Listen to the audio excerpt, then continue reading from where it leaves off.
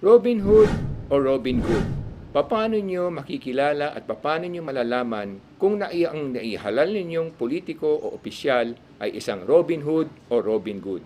Yan po ang ating pag-uusapan dito sa Dad ng Bayan. Ako nga po pala si Michael Sai, ang inyong Dad ng Bayan. Ilocano Defenders. Para sa lahat. Ilocano Defenders. Kung gusto niyo pong maraming malaman tungkol sa buhay at sa paghahanap buhay, huwag niyo pong kalimutan mag-subscribe sa YouTube ng Ilocano Defenders at sa Facebook ng Ilocano Defenders at Dad ng Bayan.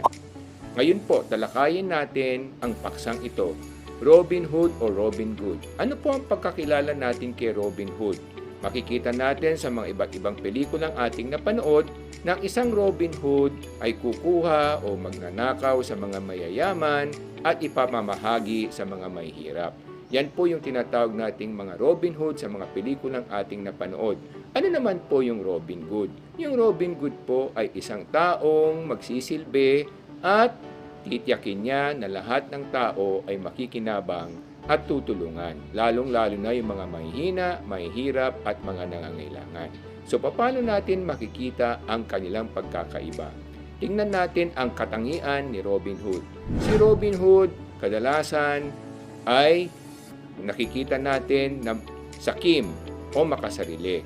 At pangalawa, makikita natin na may hilig siya sa mga mamahaling bagay. Kaya kung nakita natin na ang kanyang mga sasakyan ay super mahal, at ang kanyang mga kinahihiligan ay napakamahal, katulad ng mga expensive na mga branded na goods like Hermes, mga Louis Vuitton, kung ano-ano pa, makikita natin na isa yung palatandain, lalo na kung noong panahon bago siya pumasok ng politika, wala naman siya niyan at biglang nagkaroon siya, yun ay isa ng mga pangitain at palatandaan na mukhang naiiba o na lilihis sa landas ang ating naihalal na opisyal.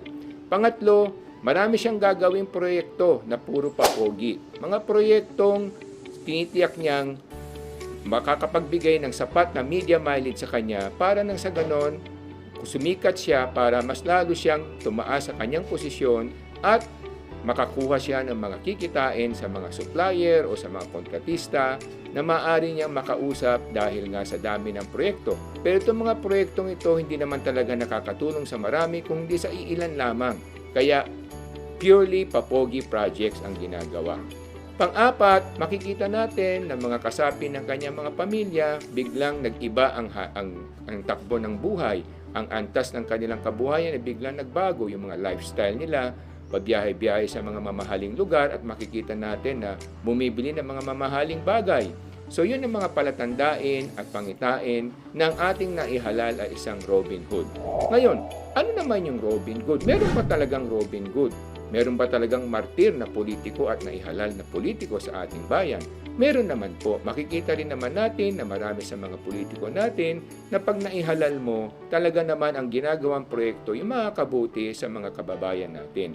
Ang pinagtutuunan ng pansin ay kung paano maiangat ang kabuhayan ng ating mga mahihirap at ang mga nangangailangan. Dahil napakarami pong mahirap sa ating bayan na kailangan bigyan ng tamang pagkakataon magkaroon ng maayos na hanap buhay at maturuan ng mga dapat kaalaman. Yan ang pinagtutuunan ng pansin.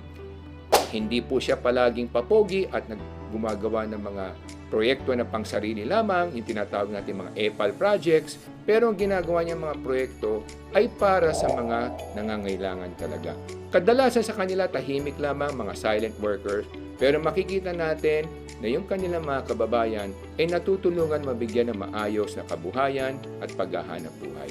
Pangatlo, makikita natin na simple lang ang kanyang style, lifestyle. Makikita natin na hindi halos nagbago, kung may pagbabago man, kaunti lamang, yung mula nung siya hindi pa pumasok sa politiko at hanggang pumasok siya ng politiko. At yan po ay makikita natin. Pang-apat, makikita natin na mga binibili niyang gamit at mga proyektong ginagawa niya. Kung ihahambing natin, makikita natin na mababa ang presyo at talaga naman dumaan sa tamang proseso. Yan po ang mga pangitain at palatandaan kung ang naihalal niyo is Robin Good. Kaya yan po ay mga palatandaan para na sa ganon sa susunod na halalan, lahat tayo'y makapili ng mga Robin Good at hindi lamang Robin Hood. Tandaan natin, Lahat tayo ay masasaktan kahit na tayo nakinabang sa mga Robin Hood, tayo masasaktan because lahat tayo nagbabayad ng buwis. Ang sabi nila, ang mga mahihirap hindi naman nagbabayad ng buwis. Ang mga minimum wage holder hindi naman nagbabayad ng buwis. Hindi po totoo yon. Lahat po ng mamamayan nagbabayad ng buwis dahil tuwing kayo ay bibili ng mga produkto at serbisyo, meron pong mga tax yan. Kaya lahat po kayo ay nagiging kabahagi sa pagbabayad ng buwis sa ating pamahalaan. At yan po ay karapatan ninyo na mamili ng tamang mga mamumuno at mga ihahalal na politiko para nang sa ganon matulungan ang sambayanan, hindi lamang ang iilan at hindi lamang para sa kapakanan ng iilan. Yan lamang po mga kababayan. Ito po si Michael Sai, ang inyong dad ng bayan. Ilocano Defenders. Para sa lahat. Ilocano Defenders.